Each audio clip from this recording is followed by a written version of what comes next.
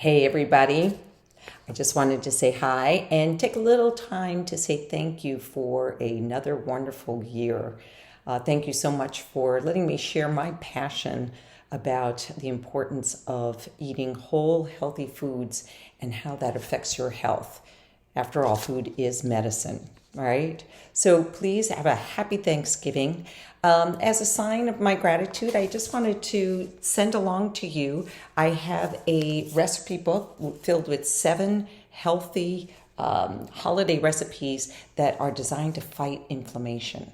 And if you know me, you know I'm talking about inflammation all the time and how inflammation really is at the core of many of the chronic diseases that we are seeing in our culture today, as well as other things that are everyday aches and pains, joints, stomach distress. So please take a look.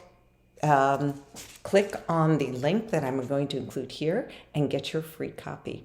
And by the way, I just wanted to remind you that I will be migrating my free cooking show, Cooking with Evey, every Tuesday. I will be migrating that over to my business page on Facebook. So it's Evey Schweig Health Coach.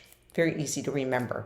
Please migrate over there. Take a look at my cooking show videos, and please like, share, join, and subscribe.